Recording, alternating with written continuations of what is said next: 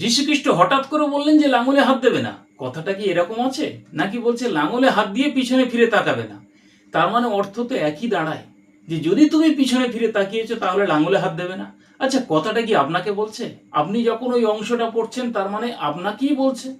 তাহলে কেন বলছে? আপনি তো ভালো বিশ্বাসী, আপনি তো মণ্ডলীতে যান নিয়মিত, আপনি তো দান দশমাংশ দেন নিয়মিত, আপনি তো প্রচার করেন, আপনি তো বাইবেল স্টাডি নেন, আপনি তো প্রার্থনা সভা চালান, আপনি প্রভুর ভোজ নেন, আপনি তো আরাধনা পরিচালনা করেন, আপনি ধন্যবাদের সভাও পরিচালনা করেন, প্রচার করেন, মানুষকে উৎসাহিত করেন। সেই হিসাবে তাহলে আপনাকেই কেন? এর কারণটা কি? এবার আপনি বলবেন আমি সব করি, তাহলে আমাকে বলবে কেন? আমি তো ঠিকই আছি, আমি তো লাঙলে হাত দিয়ে পিছনে ফিরে থাকাই না। তাহলে এই যিশু কেন আপনাকে বা সেই ব্যক্তিকে ইন্ডিকেট করছে যে আপনি লাঙলে হাত দেবেন না? তার মানে এটাই। তাহলে আসুন তো দেখি ব্যাপারটা কি ঘটেছিল। এই জিনিসটা আমাদের জীবনে আমাদের নিজেদের অজান্তে চলে আসেনি তো, আমাদের জীবনে অ্যাপ্লাই হয়ে যায়নি তো, অথচ আমরা নিজেরাই ঘুণাক্ষরে টের পাইনি। চলুন তো সেই ঘটনাটা কি ঘটেছিল দেখি, যেটা লুক 9 অধ্যায় 62 পদে লেখা রয়েছে। কোনো ব্যক্তি যদি লাঙলে হাত দিয়ে পিছনে ফিরে তাকায় তাহলে সে ঈশ্বরের রাজ্যের উপযোগী নয়। এই কথাটা বললেন। এখানে দেখুন, এখানে 3জন ব্যক্তির কথা উল্লেখ করেছে। আর এই 3জন ব্যক্তিকে যদি আপনি ব্যক্তিগতভাবে স্টাডি করেন, দেখেন এবং বর্তমান খ্রিস্ট বিশ্বাসীদের সঙ্গে মিলিয়ে দেখেন, তাহলে দেখবেন, যার সঙ্গেই মেলান দেখবেন হয়তো 3 ব্যক্তির মধ্যে কোনো এক ব্যক্তির জীবন এই জীবনের সঙ্গে মিলে যাচ্ছে। তাহলে আপনি বা আমি কোন জায়গায় দাঁড়িয়ে আছি একবার দেখে নেব না? চলুন তো খুঁজে দেখি। এই কথাটা যিশু আমাদেরকে সরাসরি বলেননি তো যে খবরদার লাঙলে হাত দেবে না। এখানে লাঙলের কথা বলছে কেন? প্রাচীনকালে যখন সেই কোনো কৃষক লাঙল করত, তখন সামনের দিকে যদি না তাকিয়ে লাঙল করত তাহলে হালটা সোজা না গিয়ে, রেখাটা সোজা না গিয়ে সাইড হয়ে যেত, পাশ হয়ে যেত, তার ফলে সঠিক লাঙল চষাটা হতো না। কিন্তু প্রকৃতপক্ষে এর মধ্য দিয়ে যীশুখ্রিস্ট কি আমাদের সামনে উদাহরণ রাখতে চাইছে সেটা আজকে দেখব। এটা কি কেবলমাত্র লাঙলের কথাই বলেছে, নাকি এর এফেক্টটা আমাদের আত্মিক জীবনের কথাও বলেছেন তিনি? চলুন তো আমরা একবার দেখি সেই 3 ব্যক্তির ঘটনাতে 3জন ব্যক্তিকে যিশু পৃথক পৃথকভাবে কি বললেন। লুক 9 অধ্যায় 57 পদ। প্রথম ব্যক্তি যিশুকে বললেন যে প্রভু, আমি আপনাকে অনুসরণ করতে চাই। তখন আমার মনে হয় যিশু তার কথা শুনে বা প্রশ্ন শুনে বা স্টেটমেন্ট শুনে মনে হয় মুচকি হেসেছিলেন। আপনি বলবেন কেন এই কথা বলছেন? কেননা পরের উত্তর যেটা যিশু দিয়েছিলেন তাতে সেটাই প্রকাশ পায়। কেননা যিশু বলছেন শিয়ালের গর্ত আছে, আকাশের পাখিদের তবু বাসা আছে, কিন্তু মনুষ্যপুত্রের মাথা গোঁজার জায়গা নেই। অর্থাৎ তুমি যদি মনুষ্যপুত্রকে অনুসরণ করবে বলো, তোমারও মাথা গোঁজার জায়গা থাকবে না। আচ্ছা, এই কথা যিশু বললেন কেন? আজকে আমরাও তো যিশুকে অনুসরণ করব, বা বর্তমান খ্রিস্ট বিশ্বাসী বাইবেল বিশ্বাসীরা তারা সবাই তো যিশুকে অনুসরণ করে তাদের দৃষ্টিতে। তাহলে তাদেরকে এই কথাটা বলছেন? বা যখনই আমরা বলছি অনুসরণ করছি তাহলে যিশু মুচকে আসছেন না তো? চলুন তো ভেতরের কারণটা দেখি। সেই ব্যক্তির নিশ্চয়ই এখানে কোনো স্বার্থ জড়িয়েছিল। কেননা যিশু হচ্ছেন অন্তর্দৃষ্টি দেখেন। যিশু অন্তরে কি চলছেন সেটা দেখতে পান, বুঝতে পারেন, জানতে পারেন। তার পরিপ্রেক্ষিতে তিনি উত্তরটা দিয়েছিলেন যে আকাশের পাখিদের বাসা আছে, শিয়ালের গর্ত আছে, আমার মাথা গোঁজার জায়গা নেই। আর আমাকে যদি অনুসরণ করে তুমি নিজের মাথা গোঁজার জায়গাটা খোঁজো তাহলে সেটা ভুল জায়গায় এসছো।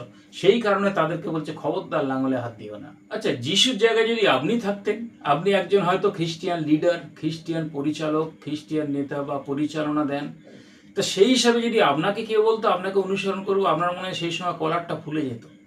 কেননা আপনি সঙ্গে সঙ্গে ভাবতে শুরু করতেন নিশ্চয়ই আমার মধ্যে কিছু রয়েছে তাই অনুসরণ করতে। এখানেই হচ্ছে গর্ব, আমিত্ব ভাব চলে আসে। কিন্তু যিশুর সেটা হয়নি। তাহলে যিশু তার অন্তরে কি দেখেছিলেন বলুন তো? হয়তো সে একটা আস্তানা খুঁজছিলেন, একটা ছাতা খুঁজছিলেন, একটা মজবুত জায়গা খুঁজছিলেন যে এনার কাছে আসলে আমি একটা ভালো পজিশন পাবো। সেই হিসাবে যিশু সেটা দেখতে পেয়েছিলেন। সেই কারণে বললেন শিষ্য হতে গেলে তার মূল্য দিতে হবে, আর সেটা হচ্ছে ত্যাগ। ত্যাগ ছাড়া শিষ্য হওয়া যায় না। সেই কারণে বলছে জগতে যা কিছু আছে, চক্ষুর অভিলাষ, মাংসের অভিলাষ, জীবিকার দর্প, আর এই সমস্ত বিষয় যদি ত্যাগ না করতে পারেন আপনি কোনো মতেই শিষ্য হতে পারবেন না। আর শিষ্য না হতে পারলে ঈশ্বরের রাজ্যের তো কোনো কাজেই না বা উপযোগী হতে পারবেন না। সেই জন্য যিশু তার অন্তর্দৃষ্টি দেখে সেই কথাই বলেছিলেন। এটা আমাদের জীবনে কিভাবে প্রয়োগ করব? বর্তমানে যে বিশ্বাসী বা যারা যিশুকে গ্রহণ করেছি, বিশ্বাস করেছি, লক্ষ্য রেখেছি বলে চলছেন, তারা যদি কোনো পার্থিব নিরাপদ স্থান যিশুর উপরে ভিত্তি করে চেয়ে থাকে, তাহলে তাদেরকে যিশু বলছে খবরদার লাঙলে হাত দেবে না। অর্থাৎ তারা এই জগতের কোনো একটা আস্থানা খুঁজছেন, তাদের জন্য ঈশ্বরের রাজ্য নয়। আপনি মিলিয়ে দেখুন তো, আপনি বা আপনার চারপাশে যারা আসে বা যে সমস্ত বিশ্বাসীর সঙ্গে আপনি আরাধনা করে, তাদের মধ্যে যদি এরকম কিছু জেগে ওঠে, তাহলে হয়তো সামনে বিশ্বাসী প্রকৃত ঈশ্বরের রাজ্যের কোনো উপযোগী নয়। তারা হচ্ছে মিনিংলেস ওয়ারিয়র, মানে অকর্মণ্য যোদ্ধা। আসুন দ্বিতীয় ব্যক্তি কি বলছে সেখানে দেখি, সেটা হচ্ছে 59 পদে। এখানে যীশুখ্রিস্ট একজনকে বলছে। এর আগে দেখলাম যে একজন নিজে যীশুখ্রিস্টকে বলেছিলেন যে আপনাকে অনুসরণ করব। এখানে দ্বিতীয় ব্যক্তিকে যিশু বলছেন যে তুমি আমার পশ্চাৎ আইসো। এখানে যখন দ্বিতীয় ব্যক্তিকে যিশু বললেন যে তুমি আমার পশ্চাৎ আইসো, তখন সে বলছে যে আমার বাবা মরে গেছে, আমি আমার বাবাকে আগে কবর দিয়ে আসি। তো এখানে যিশু কি বলছে, যে তোমাকে বলেছি তুমি আমার পিছনে এসো, আমার পশ্চাৎ আইসো। তোমার বাবা মারা গেছে, যারা ওখানে মরা মানুষ আছে তারাই মরা মানুষকে কবর দিক। অর্থাৎ এখানে ভাষাটা এরকম, মৃতেরাই আপন আপন মৃতদের কবর দিক, তুমি আমার পশ্চাৎ আইসো। এখানে একজন মরা মানুষ তার একজন মরা মানুষকে কবর দিতে পারবে না? তাহলে এখানে যিশু কোন মৃতের কথা বলেছে সেটা আমাদের বুঝতে হবে। এটা হচ্ছে যারা আত্মাতে মৃত, যারা জগৎ সংসার নিয়ে ব্যস্ত, যারা মাথা গোজার জায়গা খোঁজে, যারা যিশুকে ভাবে যে দোকানদার যা চাইবো বিনামূল্যে তিনি আমাদের সব দিয়ে দেবেন, তাদের কথা বলেছে। তারা হচ্ছে আত্মাতে মৃত। তাই তারা বলছে যে আত্মাতে যারা মৃত প্রচুর মানুষ আছে, তারাই না হয় তার বাবাকে কবর দিক। কিন্তু তুমি এই কবর, ঘর সংসার এগুলো নিয়ে পড়ে থাকো, তাহলে ঈশ্বরের রাজ্য কখন ঘোষণা করবে? তাই বলছে ঈশ্বরের রাজ্য ঘোষণা করো। বর্তমানে আপনি দেখবেন ম্যাক্সিমাম খ্রিস্ট বিশ্বাসী যারা মণ্ডলীর সদস্য হতে চায়, যে কোনো মণ্ডলীর, সেখানে ভুল শিক্ষা হোক বা ঠিক শিক্ষা হোক, আত্মিক উন্নতি হোক বা অবনতি হোক, সেইগুলো দেখে না। তারা মৃত্যুর পরে একটু কবর পাবে, মাটি পাবে, তার জন্য সদস্য হয়, মণ্ডলীর মেম্বার হয়। ম্যাক্সিমাম বিশ্বাসী তারা নিজেরাই বলে যে কবরটা তো পাবো, মাটিটা তো পাবো। কেন, আপনি যদি মারা যান আপনার দেহটা কি ওখানেই পড়ে থাকবে? যদি আপনি এর জন্য, কবর মাটির জন্যই যদি আসল রাজ্যকে ত্যাগ করেন, আসল রাজ্য হারান, আত্মিক জীবনকে হারান, প্রকৃত বাক্যের সত্য রহস্যকে জীবন থেকে সরিয়ে দেন, তাহলে আপনি ঈশ্বরের রাজ্যের কোনো উপযোগী নয়। সেটা আমি বলছি না, যিশু বলছেন। তাই তাদেরকেই যিশু বলছে খবরদার লাঙলে হাত দেবে না। কেননা লাঙলে হাত দেওয়ার আগে একবার, দুবার, 100 বার ভেবে নেওয়া দরকার যে লাঙলে হাত দিতে গেলে আমাকে এই ত্যাগ, এই খেসারত আমাকে দিতে হবে। সেই জন্য এইগুলো বুঝে শুনে দেওয়া উচিত, যেটা যীশু খ্রিস্ট এই বাক্যের মধ্য দিয়ে প্রকাশ করেছেন। তাহলে এই দলে আমরা নেই তো, মণ্ডলীর সদস্য। আমরা কি কেবলমাত্র কবরের জন্য, একটা ছাতা পাবো তার জন্য, সেখানে আর্থিক উন্নতি হচ্ছে না সেটা দেখছি না, সেই জন্যই কি? তাহলে কিন্তু ঈশ্বরের রাজ্যের উপযোগী হবেন না। যতদিন থাকবেন পৃথিবীতে হয়তো ভালো আছেন, অন্য মানুষেরা আপনার বাহবা দিচ্ছে, প্রশংসা করছে, না অ্যাক্টিভ মেম্বার, সব কিছুই করেন, অথচ অন্তরে বা প্রকৃতপক্ষে আপনার হয়তো আত্মিক জীবন শেষ হয়ে গেছে। তা সেই হিসাবে এইগুলো যত্ন নিন, তা না হলে আপনাকেও যিশু বলছেন খবরদার লাঙলে হাত দেবে না। তৃতীয় ব্যক্তির কথা বলেছে 61 পদে, অর্থাৎ লুক 9 অধ্যায় 61 পদ। এখানে কিন্তু তৃতীয় ব্যক্তি সে নিজে থেকে বলছেন যে প্রভু আমি আপনাকে অনুসরণ করব, তার আগে আমার বাড়ি থেকে বিদায় নিয়ে আসি। যীশুখ্রিস্ট যে উত্তরটা দিয়েছিলেন সেটা এটাই বোঝায় যে যীশুখ্রিস্ট তাকে বলতে চেয়েছিলেন তুমি বাড়িতে অনুমতি নিতে যাচ্ছ, তারা অনুমতি দেবে না। আর যদি অনুমতি না দেয় তাহলে কি তুমি আমায় অনুসরণ করবে না? তুমি বাড়ি নিয়েই, সংসার নিয়েই মেতে থাকবে। অথচ আমরা গান করি সংসার অসারো কেন ভুলে আছো মায়া বন্ধনে। গানটা মুখে করি, ঠোঁট থেকে করি, অন্তরে প্রয়োগ করি না, জীবনে অ্যাপ্লাই করি না। ওটা গান গাইতে হয় মণ্ডলীতে, সবাই ভালো লাগে, আমি ভালো গান করতে পারি, সুর ভালো আছে, সেই হিসাবে, কিন্তু লাইফে বা জীবনে সেগুলো অ্যাপ্লাই নেই। তো সেই ব্যক্তিকে বলছে বাড়ির লোক তোমাকে বিদায় দেবে না, কেননা তারাও নিজেদের স্বার্থ নিয়ে আছে। তুমিও মায়ার বন্ধনে জড়িয়ে আছো বলে চলে যাচ্ছ বিদায় নিতে। কিন্তু প্রকৃতপক্ষে যদি ঈশ্বরের রাজ্যের জন্য, ঈশ্বরের রাজ্যটা তোমার কাছে প্রধান হয়ে দাঁড়ায়, তাহলে তুমি ঈশ্বরের রাজ্য ঘোষণা করো। আর যদি না পারো তাহলে তুমি কোনো উপযোগী নয়, তার অযোগ্য। আপনি দেখবেন মণ্ডলীর বেশিরভাগ ব্যক্তি দেখবেন যে হয়তো 1 সপ্তাহ আসতে পারেনি, আপনি জিজ্ঞেস করলেন তখন ওর বাড়িতে সমস্যা ছিল, বাড়িতে কাজ ছিল, বাড়িতে লোক এসেছিল, বাড়িতে কুটুম এসেছিল, তাদের খাওয়া দাওয়ার ব্যবস্থা করতে হবে, এই হয়েছিল, আমি একটু কাজে ব্যস্ত ছিলাম, অনেক কাজ পড়ে গেছিল, টিউশনি করাতে গিয়েছিলাম বাচ্চাদের, অনেক রকম অজুহাত দেবে। তাহলে এইগুলো কি? আবার অনেক বাড়ি রয়েছে সেখানে বলবে যে আমার পরিবার চায়নি যে প্রত্যেক সপ্তাহে আসি, আমি আর্থিক জীবনে বৃদ্ধি পাই, সেই কারণে আমি পিছিয়ে যাচ্ছি। তাহলে পরিবার চায়নি সেই কারণে পিছিয়ে যাচ্ছি। এখানে একটা ভয়। ভয় কি? আমার মাথার ওপর থেকে ছাতাটা সরে যাবে, আমার পায়ের তলা থেকে মাটিটা সরে যাবে। তাই যিশুর উপরে ভরসা নেই, পরিবারের ওপর ভরসা। যদিও বুদ্ধি সহকারে চলা উচিত, তথাপি আসলটা বাদ দিয়ে নয়। সেই কারণে যীশু খ্রিস্ট তখনই বলছিলেন যে কেউ যদি লাঙলে হাত দিয়ে পিছনে ফিরে তাকায় সে ঈশ্বরের রাজ্যের কোনো উপযোগী নয়। আজকে এই জায়গাতে আপনি যদি নিজেকে দাঁড় করিয়ে দেখেন, বর্তমান যাদেরকে আপনি খ্রিস্টের ভ্রাতা ভগ্নী বা ভাই বোন বলে চেনেন, জানেন, মেশেন, তাদের দেখেন এবং নিজেকে দেখেন, তাহলে দেখতে পাবেন কোনো না কোনো জায়গাতে সেখানে কেউ না কেউ আবদ্ধ হয়ে আছে। আর যদি কেউ আবদ্ধ হয়ে নেই আপনি দেখতে পাচ্ছেন, তাহলে সে অবশ্যই ঈশ্বরের রাজ্যের উপযোগী হবে। এবারে দেখবো যে পিছনে ফিরে তাকানোর মানে কি। বলছে কেউ যদি লাঙলে হাত দিয়ে পিছনে ফিরে তাকায়, এখানে কিন্তু শারীরিক পিছনে ফিরে তাকানোর কথা বলছে না। তাহলে এখানে তিনটে বিষয় আমরা দেখবো কি কি পিছনে ফিরে তাকানোর কথা বলছে। 1 নম্বর, পুরাতন জীবনের প্রতি আসক্তি। আপনি যখন নতুন জন্ম লাভ করেছেন বা নতুন জন্ম পেয়েছেন, আপনার মনে হয়েছে, বিশ্বাস হয়েছে, আত্মায় জন্মেছেন, তাহলে দেখবেন পুরাতন বিষয় সকল বলছেন যে অতীত হয়ে গেছে। আপনি মণ্ডলীতে গান করছেন যে পরিবর্তন নতুন জন্মের পরে, যে গান গাইতাম সে গান গাই না, যে সঙ্গ ছিল সে সঙ্গ নাই। এবং প্রত্যেক বছর নতুন বছরের মণ্ডলীতে আপনি দেখছেন 2 কোরিন্থীয় 5:17 পদ পড়ে আলোচনা করা হচ্ছে, নতুন সৃষ্টি হইল, পুরাতন বিষয় সকল অতীত হয়েছে। এগুলো প্রত্যেক বছর শুনে আসছেন, অথচ আপনি একবার ভালো করে নিজের জীবনে দেখবেন যে নতুন জন্মের আগে সেইগুলো আবার কোনো না কোনোভাবে আমাদের জীবনে হয়তো নাড়া দিয়ে উঠেছে, উঠে দাঁড়িয়েছে, আমাদের সাড়া জাগাচ্ছে। নিজের পজিশন, নিজের ক্ষমতা, নিজের সম্মান, সেইগুলো বজায় রাখার জন্য মানুষেরা টেনে আনছে।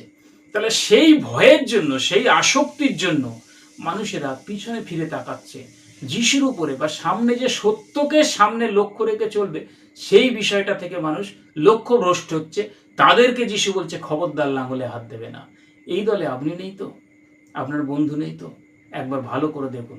2 নম্বর, দ্বিধা এবং অনিশ্চয়তা। অর্থাৎ যিশুর পথে গেলে অনেক কিছু জগতের সুখ অভিলাষ ছাড়তে হবে, হারাতে হবে। সেই কারণের জন্য হয়তো তারা দ্বিধা বোধ করছে এবং অনিশ্চয়তা। যিশুর পিছনে গেলেই যে একটা নিশ্চয়তা লাভ করব, এই পৃথিবীর কথা ভেবেই মানুষেরা বেশিরভাগ পিছিয়ে আসছে, কেননা তারা মায়া মমতার বন্ধনে আবদ্ধ হয়ে আছে। তাদেরকেই যিশু বলছে খবরদার লাঙলে হাত দেবে না। এই জায়গায় আপনি বা আপনার বন্ধু নেই তো? একবার ভালো করে দেখে নিন তো। কেননা মানুষেরা চায় একটা কমফোর্ট জোন। কমফোর্ট জোনের বাইরে যখনই, অর্থাৎ বিলাসিতা, অর্থাৎ ভালো একটা নিরাপদ জায়গা, তার বাইরে যখনই বেরাবে অনেক সমস্যা আসবে, সেই ভয়েতে মানুষ পিছিয়ে আসছে, অথচ মুখে বলছে আমি যিশুর অনুসারী। 3 নম্বর, ঈশ্বরের থেকে অন্য বিষয়কে যদি বেশি গুরুত্ব দেয়, তারা কিন্তু পিছনে ফিরে তাকাচ্ছে। তাহলে তাদের লক্ষ্য বা প্রধান কিন্তু ঈশ্বর নেই, মুখে বলছে কিন্তু জীবন কার্যেতে সেগুলো প্রকাশ পায় না। বাক্য বলছে মানুষ যদি সারা জগৎ লাভ করে নিজের প্রাণ হারায়, তাহলে তার কি লাভ হইল? আপনি হয়তো মানুষকে সন্তুষ্ট করে চলার চেষ্টা করছেন, মানুষের দৃষ্টিতে ভালো হওয়ার চেষ্টা করছেন এবং ভালো থাকার চেষ্টা করছেন, সেই কারণে অন্যায়ের সঙ্গে, মিথ্যার সঙ্গে আপনি আপোষ করে নিচ্ছেন, কম্প্রোমাইজ করে নিচ্ছেন। সেই কারণে তাদেরকে যিশু বলছেন যে খবরদার লাঙলে হাত দেবে না। এই জায়গাতে আমরা কেউ যদি থেকে থাকি, তাহলে আমরা কিন্তু দু নৌকায় পা দিয়ে আছি। অর্থাৎ তাদের কোনো নির্দিষ্ট লক্ষ্য সঠিক স্থির নেই, যে লক্ষ্যের পিছনে দৌড়াবো, তার জন্য যদি চলে যায় স্বার্থ, চলে যায় স্বাচ্ছন্দ্য, চলে যায় পার্থিব সুখ, সেগুলো যাক, সেই বিষয়টা মানুষ হারাতে নারাজ। সেই জন্য তারা দু নৌকায় পা দিয়ে চলছে। আর শাস্ত্র বলছে দু নৌকায় পা দিয়ে চললে সে জীবনে প্রবেশ করতে পারবে না। তাই তাদেরকে বলছে খবরদার লাঙলে হাত দিও না। বর্তমানে আমাদের অবস্থা, অনেকে বিশ্বাসের পথে চলার চেষ্টা করে, কিন্তু কিছুদিন পরে সমাজের ভয়ে, মানুষের ভয়ে, বিভিন্ন চাপে তারা কিন্তু পিছিয়ে পড়ে, তারা হারিয়ে যায়। সেই কারণে তাদের জীবনে সেটাই প্রযোজ্য যে বীজ বাপকের দৃষ্টান্তের উদাহরণ, পথে পড়া থেকে আরম্ভ করে কাঁটা ঝোপঝাড়ে পড়া এবং পাথরের জমিতে, এই 3 ধরনের বীজ বাপকের দৃষ্টান্তের মতো তাদের বীজ অঙ্কুরিত হয় কিন্তু বেড়ে ওঠে না, ফলও হয় না। কেউ আর উত্তম ভূমি হতে পারছে না মানুষের সমাজের ভয়েতে। তাই তাদেরকে যিশু বলছেন খবরদার লাঙলে হাত দিও না। এখানে আপনার উত্তর কি হবে? যিশুর অনুসারী কেবলমাত্র ধর্মীয় নিয়ম পালন নয়। যিশুর অনুসারী হতে গেলে জীবনের একটা অঙ্গীকার দরকার, নির্দিষ্ট লক্ষ্য স্থির থাকা দরকার। আর যদি না হয়ে থাকে তাহলে কিন্তু আমরা কেউই যোগ্য নয়। তাদেরকে যিশু বলছে খবরদার লাঙলে হাত দেবে না। তাহলে যিশু আজও আপনাকে নাম ধরে ডাকছে, আমাকে নাম ধরে ডাকছে, আমাদের সবাইকে নাম ধরে ডাকছে যে প্রকৃতপক্ষে আমরা কি সত্য অনুসরণ করব, না মানুষকে, মণ্ডলীর নেতাদের সন্তুষ্ট করে চলবো। যদি সেগুলো করি তাহলে আমরা কেউ সেই রাজ্যের উপযোগী নয়। তাই যিশু আজও বলছেন, তুমি কি সত্যি আমাকে অনুসরণ করতে চাও? তাহলে পাশে দেখো না, পিছনে দেখো না, কে বড় হলো কে ছোট হলো সেগুলো দেখো না, রাজ্যের দিকে তাকাও, সত্যের দিকে তাকাও, এগিয়ে চলো। সুতরাং বন্ধুরা, লাঙলে হাত দেওয়ার আগে 100 বার ভেবে নেবেন যে লাঙলে হাত দিয়ে চলতে গেলে আমাকে এই জিনিসগুলো হারাতে হবে, তারপরে লাঙলে হাত দেন। লাঙলে হাত দিয়ে পিছনে ফিরে তাকালে ওতে আপনারই বিপদ বেশি, ওতে আপনারই বেশি সমস্যা হবে। কেন না পারবেন গিলতে, না পারবেন উগলাতে, না পারবেন সত্যের পথ ছাড়তে, না পারবেন প্রকৃতপক্ষে চলতে। যীশু খ্রিস্টের পার্থিব জীবন কিন্তু সুখের ছিল না।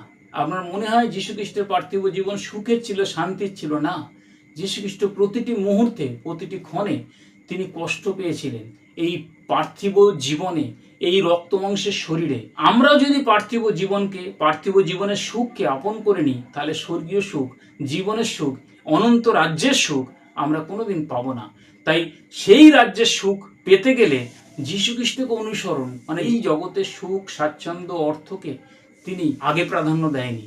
যখন সে শয়তান পরীক্ষা করতে এসেছিলেন, মনে পড়ে যায় যে তাকে বলেছিলেন এই জগতের সমস্ত কিছু আমার অধীনে আছে, আমি যাকে ইচ্ছে তাকে দিই। যিশু বলেছিলেন আমার এগুলো চাই না, তুমি এখান থেকে দূর হও। আর আমরা কি করি? এগুলো লোভ সামলাতে পারি না, অথচ বলছি আমরা লাঙলে হাত দিয়ে যিশুর পথে ঠিকই আছি। সুতরাং শিষ্যত্ব লাভ করতে গেলে ত্যাগ দরকার, এই পার্থিব ত্যাগ। তা বলে এই নয় যে খাওয়া দাওয়া বন্ধ করে থাকবেন, সেটা কেউ বলেনি। যেটা প্রয়োজন সেটা অবশ্যই করবেন, কিন্তু ত্যাগ ছাড়া আপন আগে হচ্ছে ঈশ্বরের রাজ্য। কেননা ওটাই আপনার অনন্ত জীবন দেবে। এই পার্থিবটা আপনার অনন্ত জীবন দেবে না, এটা একদিন শেষ হয়ে যাবে। এই বিষয়ে আপনার মতামত অবশ্যই কমেন্টে লিখে জানাবেন যে যীশু খ্রিস্টের এই কথার প্রকৃত অর্থ কি আপনি বুঝতে পেরেছেন, কি বুঝেছেন, সে বিষয়ে আমাদের জানান, শেয়ার করুন, যাতে সবাই একসঙ্গে খ্রিস্টেতে আমরা গেঁথে উঠি, গড়ে উঠি। যদি আপনার ভিডিওটা ভালো লাগে আর আপনি মনে হয় যেন এর থেকে অনেক কিছু শেখার আছে, তাহলে আপনার বন্ধুদের কাছে শেয়ার করে দিন, পাঠিয়ে দিন, তারাও যেন দেখে। তাদেরকে ফোনে বলে দিন যে এটা দেখো, কিছুটা উপকার পাবে। এবং এই চ্যানেলটাকে আপনার সঙ্গে রাখুন সাবস্ক্রাইব করে, যাতে আপনি পরের যে আরও সেই গুরুত্বপূর্ণ ভিডিও যা গভীর সত্যের আলোতে আলোচনা করা হয়েছে সেগুলো আপনি পেয়ে যাবেন। তাই প্রভু আপনার সহবর্তী থাক। ধন্যবাদ।